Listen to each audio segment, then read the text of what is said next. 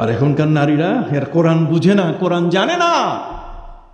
এই জন্য আমার নবী সাল্লাল্লাহু আলাইহি ওয়াসাল্লাম বলছেন, আল্লিমু নিসাকুম সূরাতান নিসা ওয়া সূরাতান নূর ওয়া সূরাতাল আহজাব। প্রিয় নবী সাল্লাল্লাহু আলাইহি ওয়াসাল্লাম বলেছেন, তোমরা তোমাদের মেয়েদেরকে বিরাট কিছু যদি পড়াতে না পারো, তাহলে অন্তত কোরআনের 114টি সূরার মধ্যে 3টা সূরা একটা ভালো করে বুঝাইয়া শুনাইয়া ওদেরকে পড়াই দিবা। কয়টা?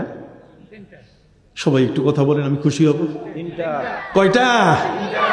3টা। এই 3টি সূরার মধ্যে একটা সূরা আন-নিসা, আরেকটা সূরা আন-নূর, একটা হচ্ছে সূরা আল আহজাব। এই 3টা সূরা ওদেরকে পড়াইয়া লাভ কি? লাভ মানে এই বউটা যদি 3টা সূরা পারে, ঠিক মতো যদি বুঝে, স্বামীর ঘরে আসলে এ হয়ে যাবে বিশাল এমন একজন নারী। সে নারী হবে হযরতে আম্মাজান আয়েশার মতো, সে নারী হবে আম্মাজান খাদিজার মতো। জোরে বলেন না। সেই নারী হবেন রাবেয়া বসরি। এই 3টি সূরা পড়ার কারণে তার ঘরে তার স্বামী কোনোদিন নামাজ কাজা করতে পারবে না, তার ছেলেরা কোনো দাঁড়াইয়া পেশাব করা ব্রাশ ফায়ার করতে পারবে না। কতক্ষণ না দাঁড়াইয়া পেশাব করা, দাঁড়াইয়া পেশাব করলে কিডনি নষ্ট হয়। জোরে বলেন, কিডনি কি? আপনি হাদিস খুলে দেখেন, নাসাই শরীফের হাদিস, হযরতে মুহাজির ইবনে কুনফুস রাদিয়াল্লাহু তাআলা আনহু এই হাদিস বর্ণনা করেছেন। নবীজি বসে বসে প্রস্রাব করছেন।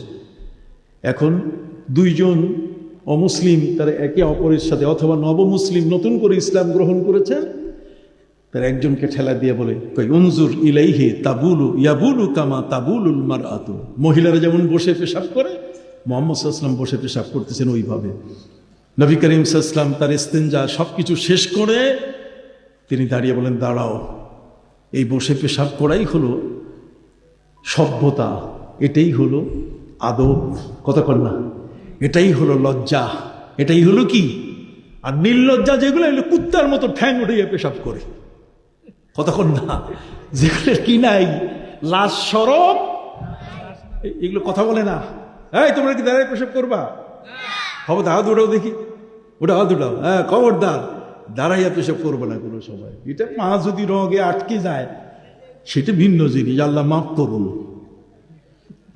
খবরদার, যার লাজ লজ্জা আছে, যার লাজ শরম আছে, সে কোনোদিন কুত্তার মতো পা উঠাইয়া পেশাব করতে পারে না। এটা বেহায়া, নির্লজ্জ। কুকুরের চেয়েও তার মর্যাদা খারাপ, যেহেতু সে পৃথিবীতে শ্রেষ্ঠ সৃষ্টি, আশরাফুল মখলুকাত। ওয়ালাকাদ কাররামনা বনি আদম ওয়া হামালনাহুম ফিল বাররি ওয়াল বাহর ওয়া রাযাকনাহুম মিনাত তাইয়্যিবাত ওয়া ফাদ্দালনাহুম আলা কাসীরিম মিম্মান খালাকনা তাফদীলা। কথা বল, আমি মানুষকে সম্মানিত করেছি, কাজেই মানুষ অসম্মানের পাত্র হবে। এই জন্য আমাদের প্রিয় নবী সাল্লাল্লাহু আলাইহি ওয়াসাল্লাম ডান হাতে খাওয়া শিখাইছেন, বাম হাতে না। কি বলেন? বাম হাতে চা খাওয়া যাবে?